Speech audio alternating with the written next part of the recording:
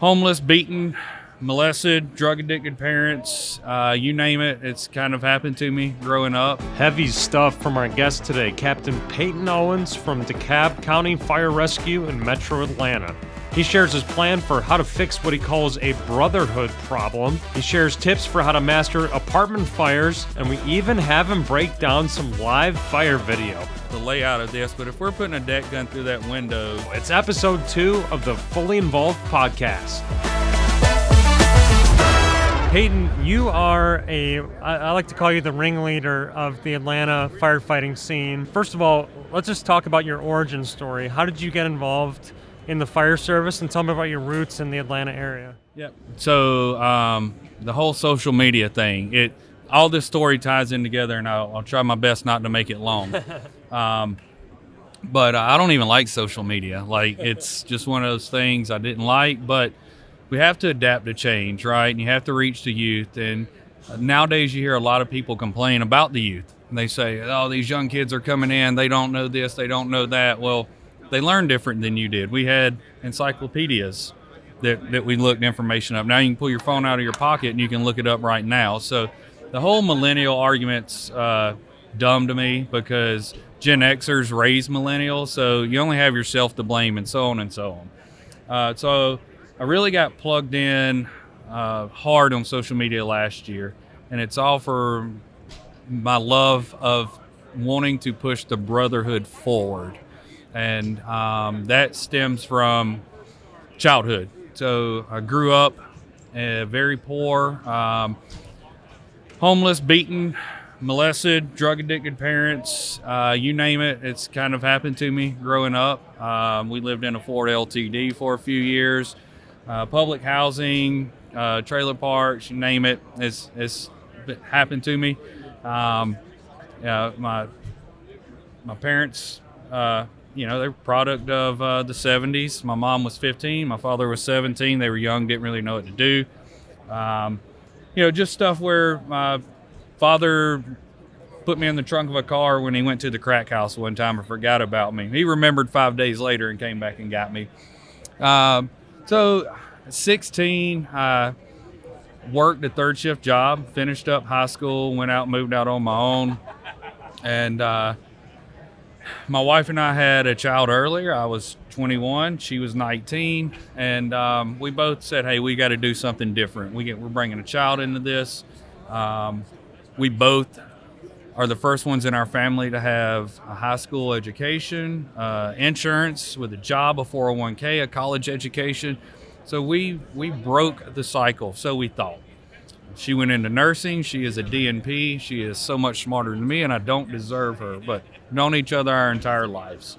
I needed to do something, and 9/11 happened. And growing up the way I did, I wanted people to look at me the way I looked at these heroes. And so I got into the fire service. And I thought that I had beaten the odds. Broke the cycle of what my family was. Here I've got this great job, the best job in the entire world as a firefighter. And to go and solve people's problems was awesome for me, right? And so I'm in the service for several years. 2017 rolls around. We had some stuff happen. Unfortunately, my wife's grandparents were killed by her cousin. And he did some brutal things, but I had to break that news to her.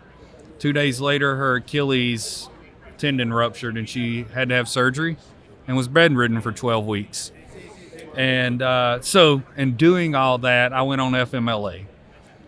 This was in February of 17. In March of 17, I had not received a phone call in 4 weeks from anyone checking on me. How you doing? What's going on? Finally got a phone call from my company officer. But his first statement out of his mouth was, I said, hello? Hey, when are you coming back to work? 1, that's illegal. You're on FMLA. And 2, how unethical. I was devastated. I hung up the phone, didn't even say anything. I was devastated. I thought I had broken the odds. Beat life at its own game. It handed me all these things, and I made lemonade out of it, right? And this job that I loved, that I thought I was a part of a brotherhood, had let me down. And so I stayed out for 6 months, got my mind right, talked with my wife, decided to go back. And she said, "Are you sure?" I said, "Yes." And the reason I went back is because I never wanted anything like that to happen to anyone again. So if I ever hear of a fireman out or I notice I hadn't seen them at work, I call and check on them. I want to be that one phone call that says there is a brotherhood. And that's where being a part of our local union comes from. Well, I'm passionate about that. Teaching, instructing, Metro Atlanta Fools, our fundraising platform, Brothers Serving Brothers. And that's why I'm plugged in, is because I want people to know the Brotherhood is alive. It's here. It's okay to take a picture and post it on social media. It's okay to be passionate about this job and to want to do it and be proud of it and wear a T-shirt. But all that being said, you got to put in the work. Well, first of all, mic drop. We should just end the interview right there because it's not going to get any better than that. Thank you so much for sharing that. That is heavy and beautiful and powerful all at the same time. And it takes guts to be that vulnerable. Yes, sir. And you've got the biggest biceps of anybody here. And I don't know about that. I just think that that's a cool example that tough guys can be vulnerable. And thank you for modeling that for the rest of us. When it comes to your technical passion for the job, tell me just a little bit about what it means to be a DeKalb County firefighter, and give me the back of the baseball card on what DeKalb County is, what kind of building construction do you face, how many stations are in the county, just what are some of the ABCs of being a DeKalb firefighter? So one, we're top tier in Georgia, and everybody should think that about their department and their station and their battalion and their crew and their shift. It just keeps trickling down. You should have the best crew on the best shift and the best battalion at the best department in the best state. And so I truly believe that about DeKalb County. We have a long, rich history here in Georgia.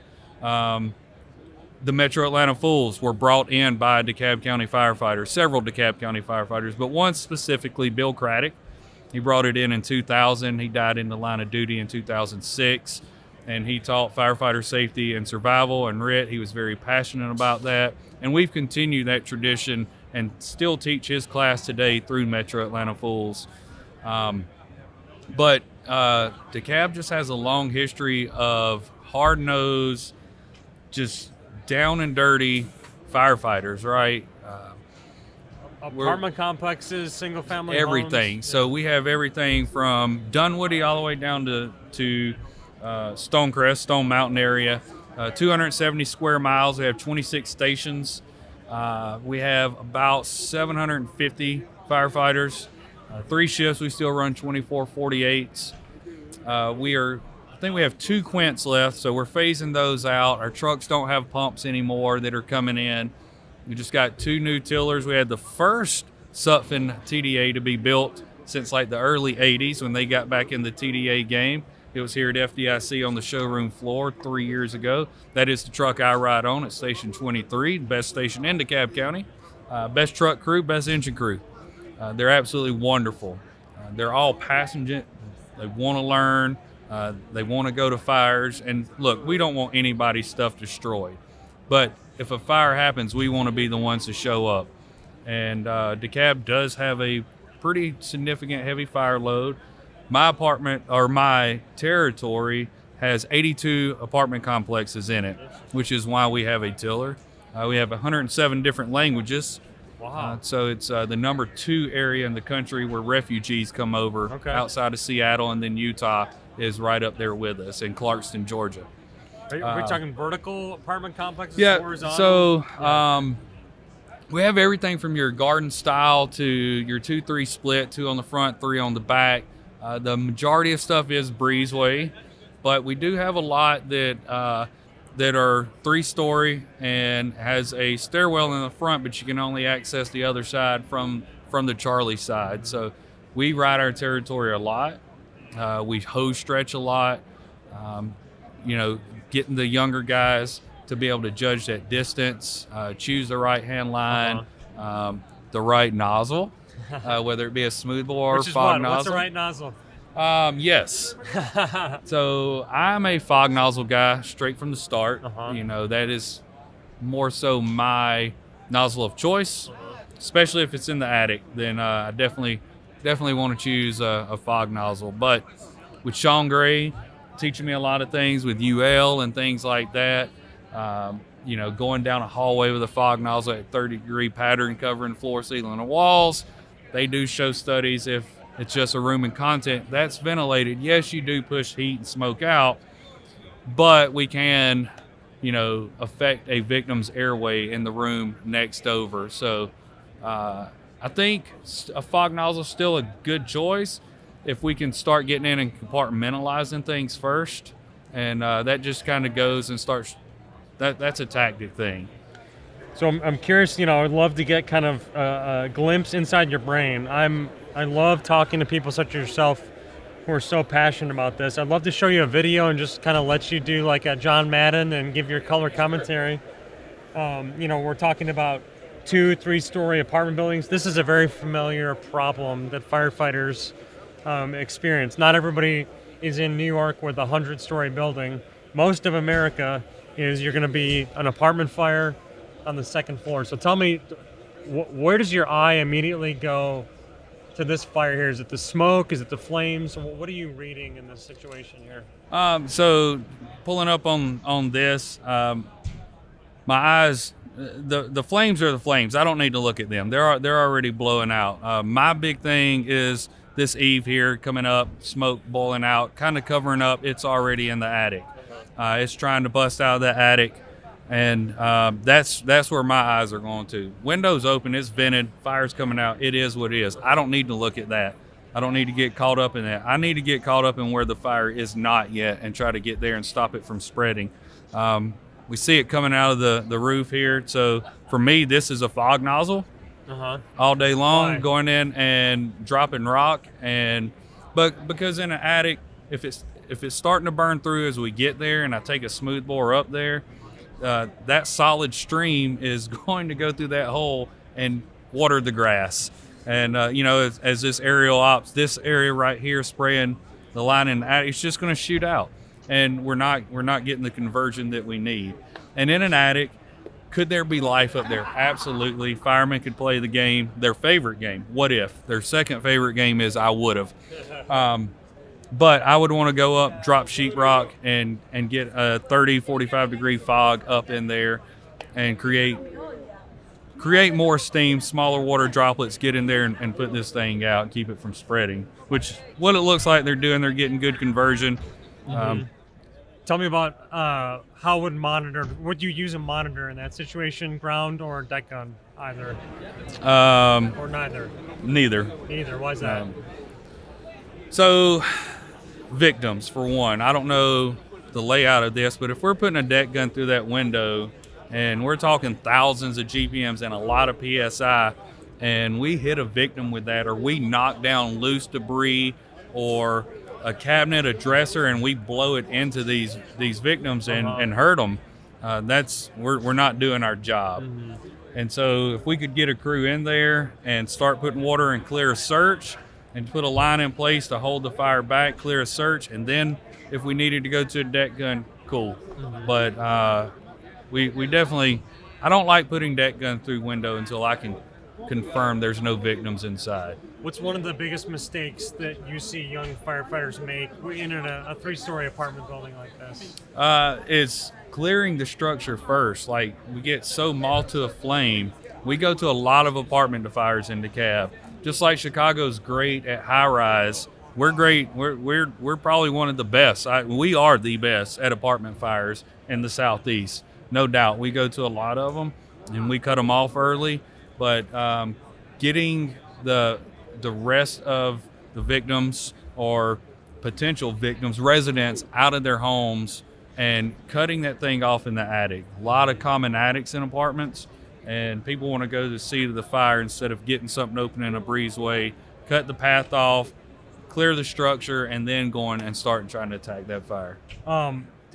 What kinds of water mapping discussions do you have? Angle of attack? I know you are close with Sean Gray's sort of a school of thought. You know, you mentioned that you said 30-degree angle. Is that what you're taught? 30-degree fog. 30-degree fog. Yeah. You know, Tell me about angle of attack. How does that come into play in an apartment? Yeah. We don't stretch dry hose lines for sure. I'm not a big flowing as you're going guy. I think it can slow you down, but we want that line charge, and I want a direct head-on attack. Conditions warrant, we start seeing fire fingers or snakes, whichever you call them in your region. We got to open that bell up. And you know, we know that there's no cases of firemen that's died with an open bell in a flashover because it can't flash over, right? And so getting to the seat of the fire as quickly as possible with that nozzle, I don't care which nozzle you use, get to the seat of the fire.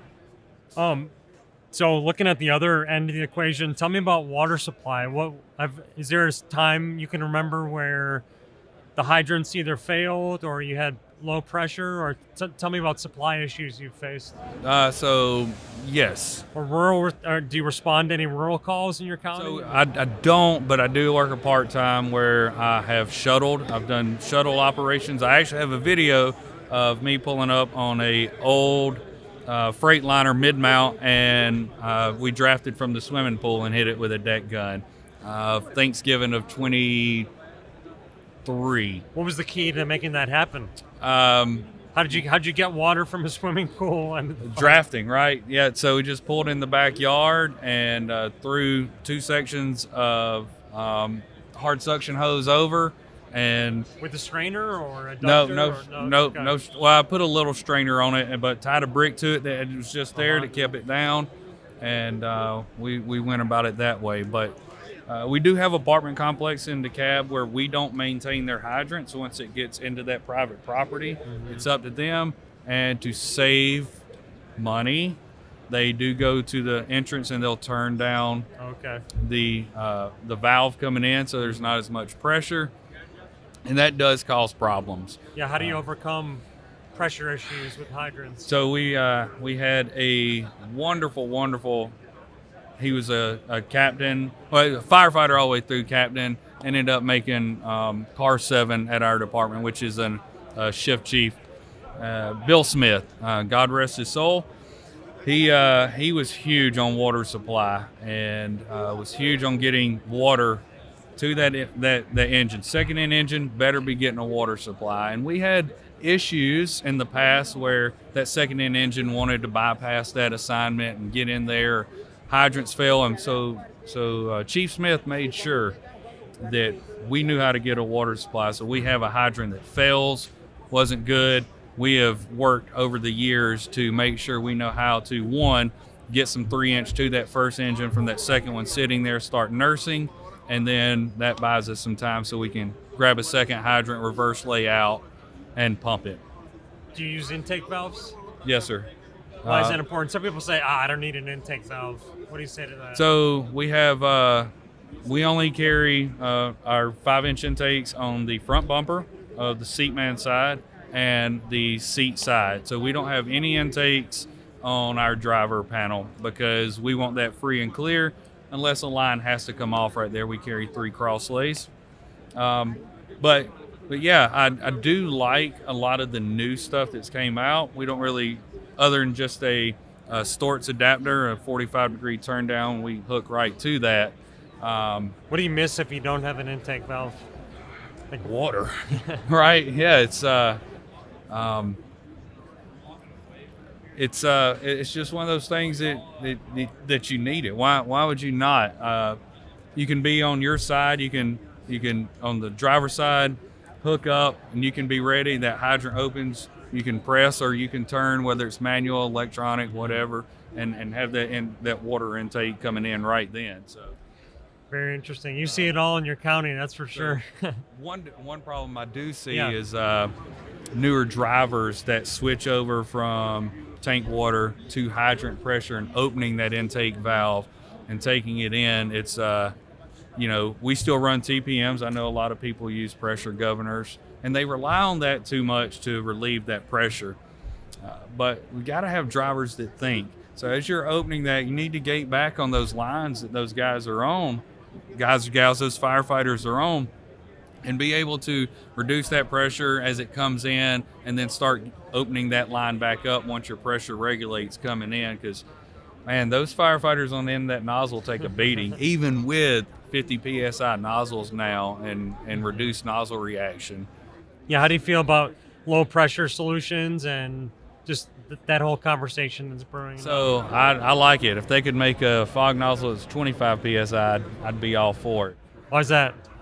It's better if we can reduce what we're pumping these lines and take nozzle reaction off. They move into the seat of the fire quicker. And with that nozzle reaction, if you don't train on it all the time and you can't move this nozzle forward because it's so much pressure pushing back on you, what ends up happening? There's one way to alleviate that, and that's gate back on your bail. And then your driver sees it, he's working his rear end off, and he didn't know you gated back, so he sees reduced pressure, he pumps it up. And so if we could get some lower pressures and know that we could pump these things a little lower and get the same volume of water, and lines could flow and go. You could open a line up and hold it with one hand and move it forward. That'd be great.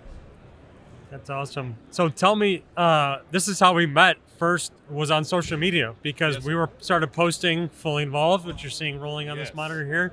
I'm so excited about it. Please explain why you're excited about it and why the enthusiasm. So excited and the enthusiasm because being as plugged in with social media as I am, I love sharing people's videos of the great work that they do. And we like to share a lot of our stuff as well, but I like to highlight when firefighters do great things. I'm a huge component of vertical ventilation. I'm a huge component of going through the front door and attacking this thing. A huge component of searching viable space, VESing. And when you post these videos, you say, man, these guys did a great job, attaboy. The trolls come out. And I get there's a lot of bots out there, and people just are trying to beat their chest or drive people to their page or be the one guy that knows more than you do. It's all good, but it's also disheartening to see this. And where people lack is that they think because of what they do in their department, in their bubble, that's the only way to do it. And going on the roof works in DeKalb County, but it may not work in rural Georgia where they only have engines, and they have 4 engines show up, but there's only 6 people, manpower. And I get it. Or maybe out in the Phoenix area, and I'm not saying they don't go vertical. I just know the building construction roofs are different with these clay tiles and things. It may be harder to get up there and knock these tiles off. And so searching, like maybe it doesn't work VSing where you are. It works for us. It doesn't mean it's wrong. It just means you need to train on it or get outside your bubble and see that there's different tactics. And just because your SOGs, SOPs are your way of doing things where you are doesn't mean that it's wrong. And that's why I love what you guys have coming out, going around and talking to people and showcasing that, highlighting that. So maybe we can at least start having the conversation that it's okay to have different tactics. They work as long as it keeps the citizen safe, number 1, and the fire goes out, number 2, and then keeps us safe, number 3. Mission always, mission always, firefighter second. That's Chief Bo Butler, but mission always, right? And our safety comes third. And it doesn't matter what your tactic is, as long as it's safe and does those things and completes the mission, then it's okay. Keep running that tactic. What's a tactic you're looking forward to seeing? What's an episode that you hope to see in the series? I would just curious about. It's always funny seeing West Coast and East Coast firefighters. Okay. I feel like we have that battle no matter what it is. If it's rap with Biggie and Tupac, or firefighters. What's a tanker? What's a tender? One has wings, one doesn't. Depends on where you are. If you say a tender has wings, you're wrong, but it's okay. Oh But- wait, we're gonna poke that beehive? Yeah. Tell me why that's wrong. It's just a verbiage thing for me, right? Tenders are on wheels, and tankers fly. Tankers fly and dump water out west. We don't really have wildland around here, and a tender is just that. It's tendering that engine. So it's a verbiage thing for me. That's But funny. yeah, I just I know the East Coast is huge on ladders. You look at fire from Boston or anywhere in Massachusetts, there's 6 ladders on every side of the building, all at different angles, all at different heights. Then you go a little more west, let's say Texas, and you may see a ladder.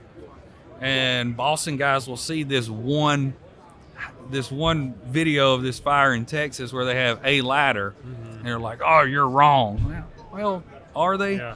You know, the 2 stories with the converted attic on the East Coast needs all those ladders. They're chopped up. A newer construction house in Texas where there's a boom of residential, it doesn't need all those ladders. Big open space. It's on a slab. There's no basement. And it's easy egress. Man, well, Payton, is there anything we didn't cover that you were hoping to talk about today? No, I just, I could talk about this stuff all day, and I just want people to be passionate about the job. If you decide you want to take the oath, whether it's volunteer or paid, we were not drafted. There's no fire service draft. So if you're choosing on your own to serve the citizens of wherever it is, give it 100%. I had a mentor tell me one time, I don't care what you do in life. If you're a ditch digger, be a ditch digger, but be the best ditch digger out there. Have pride in your work. When you're done digging that ditch, it should be symmetrical. It should be smooth. And, don't just throw dirt to throw dirt. Know why you're doing it. And so same thing in the fire service. Love your community. Love your station. Love your department. Love your brothers. Amen to that, Payton. Thank you so much for coming on. And Yes, sir. looking Well, forward thank to you for getting having down me. to DeKalb County. And what equipment do you want us to bring to play with when we come All to of DeKalb? it. So my personal opinion, the Blitzfire is probably by far the best piece of equipment you guys have made. The Blitzfires are awesome, especially the one that auscultates on its own. I love that. Love the angles that they get down at, almost shooting straight ahead, doesn't move. Strip mall fires, wonderful. I've used them several times. Why is it good in the strip mall fires?